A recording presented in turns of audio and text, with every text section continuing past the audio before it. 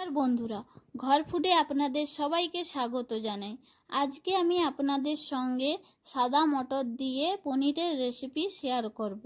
আপনারা হয়তো অনেক ধরনের পনিরের রেসিপি খেয়েছেন, কিন্তু আমার তৈরি এই পনিরের রেসিপি একবার ট্রাই করুন, দেখবেন এর স্বাদ অতুলনীয়। এটা খেতেও যেমন মজাদার, তেমন বানাতেও খুব সহজ। তো চলুন, সাদা মটর দিয়ে পনিরের রেসিপি বানানোর জন্য আমি এখানে সাদা মটর আর একটা আলু এভাবে ছোট ছোট করে কেটে সেদ্ধ করে নিয়েছি। তো দেখো মটরগুলো কত সুন্দর সিদ্ধ হয়ে গেছে। এরপর এদিকে আমি দুটো আলু এভাবে কেটে সেদ্ধ করে নিয়েছি। এরপর এদিকে আমি পনিরগুলো এভাবে ছোট ছোট আকারে কেটে প্লেটে করে নিয়েছি। এরপর আমি এদিকে গ্যাসের মধ্যে একটা প্যান বসিয়ে দিলাম, আর তাতে অল্প পরিমাণ সাদা তেল দিয়ে দিচ্ছি। আপনারা আপনাদের পছন্দ মতো তেল ইউজ করতে পারেন।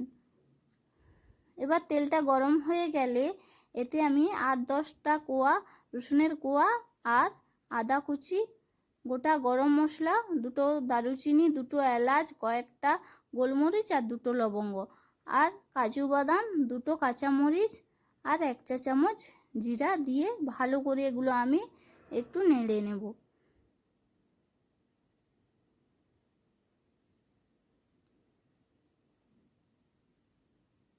এভাবে আমি এগুলো একটু ভেজে ভেজে নেব। এগুলো ভাজা ভাজা হয়ে গেলে এতে আমি একটা টমেটো কুচি এখানে দিয়ে দেব। তারপর আমি আবারও এগুলো ভালোভাবে হালকা করে ভেজে নিচ্ছি। ভাজা আমার হয়ে গেছে, এবার এগুলো আমি তুলে নিচ্ছি। ঠান্ডা হয়ে গেলে আমি এগুলো পেস্ট বানিয়ে নেব। এরপর ওই প্যানেই আমি আবারও সাদা তেল দিয়ে পনিরগুলো ভেজে নিচ্ছি। আমি এখানে সবগুলো পনির দিয়ে দিচ্ছি।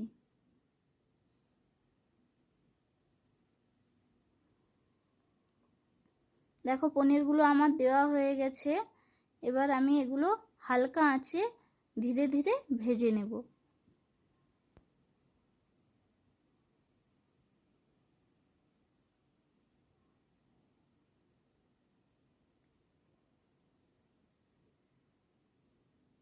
দেখো আমার এক সাইড খুব ভালো করে ভাজা হয়ে গেছে, আমি এগুলো এবার উল্টে দেব। তো দেখো কত সুন্দর কালার এসেছে। তো আমি এই উল্টো সাইডটা একটু ভালো করে ভেজে নেব। তো আমার পনিরগুলো খুব সুন্দরভাবে ভাজা হয়ে গেছে। এরপর এদিকে আমি একটা কড়াই বসিয়ে দিলাম, আর তাতে অল্প পরিমাণ সরষের তেলটা দিয়ে দিলাম। তেলটা গরম হয়ে গেলে তাতে আমি একটা তেজপাতা আর গোটা জিরে ফোড়ন দিয়ে একটু নেড়ে নেব। এরপর এতে আমি একটা পেঁয়াজ কুচি দিয়ে দেব, দিয়ে ভালো করে এটাকে আমি ভেজে নেব।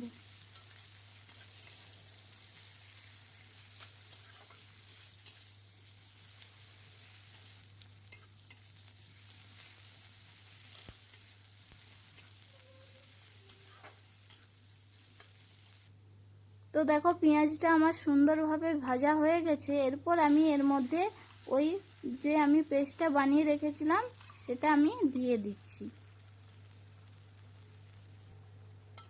দিয়ে আমি একটু ভালো করে এটাকে কষিয়ে নিচ্ছি, যাতে তেলটার সঙ্গে খুব সুন্দরভাবে পেস্টটা মিশে যায়।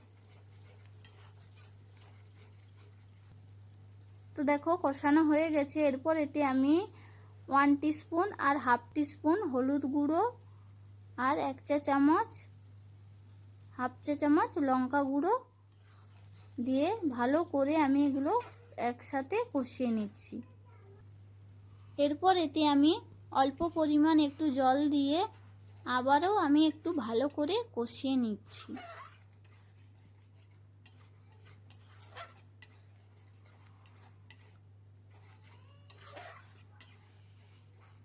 মশলাটা আমার কষানো হয়ে গেছে। এবার এটাকে আমি 2 মিনিট চাপা দিয়ে আরও কিছুক্ষণের জন্য কষিয়ে নেব।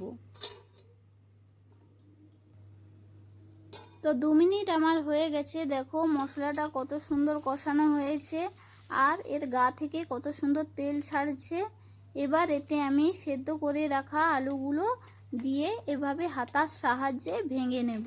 সবকটা আলু আমি ভেঙে মশলার সাথে মিশিয়ে নেব।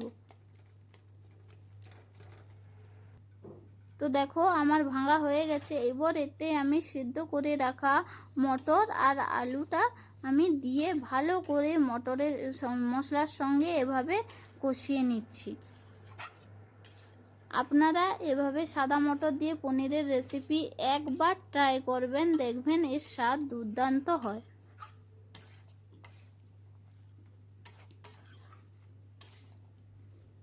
তো দেখো মটরটা আমার কষানো হয়ে গেছে। এরপর এতে আমি জল দিয়ে দেব। আমি কিন্তু মটরের সেদ্ধ করে রাখা মটরের জলটা কিন্তু ফেলে দেইনি, আমি এর মধ্যেই দিয়ে দিচ্ছি। এরপর জলটা দিয়ে আমি ভালো করে এগুলো একসাথে মিশিয়ে নিচ্ছি। এরপর এতে আমি ভেজে রাখা পনিরগুলো দিয়ে দিচ্ছি, দিয়ে ভালো করে মিশিয়ে নিচ্ছি।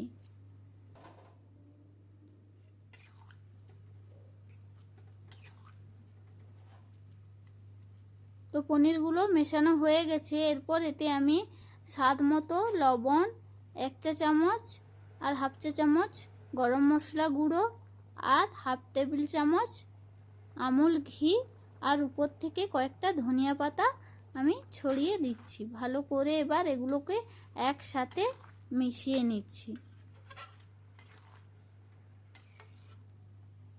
তো মেশানো আমার হয়ে গেছে। এবার এটা আমি 5 মিনিট চাপা দিয়ে রান্না করে নেব। তো 5 মিনিট আমার হয়ে গেছে। দেখো কালারটা কত সুন্দর এসেছে, দেখো আর কত সুন্দর একটা স্মাইল এসেছে, যেন দেখলেই মনে হয় এক্ষুনি এটা খেয়ে নিই।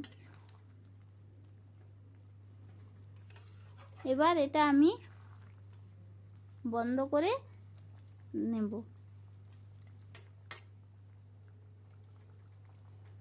আর এদিকে আমি গ্যাসের মধ্যে একটা বাটি বসিয়ে দিয়েছি আর তাতে আমি অল্প পরিমাণ তেল দিয়ে দিয়েছি।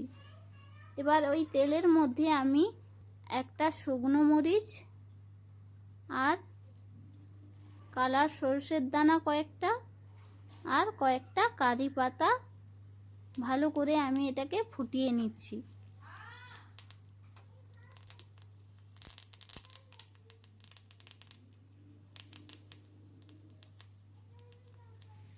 ফোটানো আমার হয়ে গেছে। এরপর এটাকে আমি সাদা মটর দিয়ে পনিরের রেসিপিতে আমি এটা দিয়ে দিচ্ছি, দিয়ে ভালো করে এটাকে আমি একসাথে মিশিয়ে নিচ্ছি। এই ফোড়নটা দিলে দেখবেন এর স্বাদ আরও সুন্দর হয়ে ওঠে। তো আমার হয়ে গেছে। এবার আমি এটাকে প্লেটে করে পরিবেশন করে নেব। তো দেখো কালারটা কত সুন্দর এসেছে। আপনারা এভাবে বাড়িতে একবার ট্রাই করবেন, দেখবেন এটা বারবার বানিয়ে খেতে ইচ্ছে করবে। তো ভিডিওটা যদি আপনাদের ভালো লেগে থাকে তাহলে একটা লাইক করবেন আর কমেন্ট করে অবশ্যই বলবেন যে ভিডিওটা আমার কেমন হয়েছে, আর দয়া করে আমার চ্যানেলটিকে সাবস্ক্রাইব করবেন। তো আজকের জন্য টাটা, ধন্যবাদ।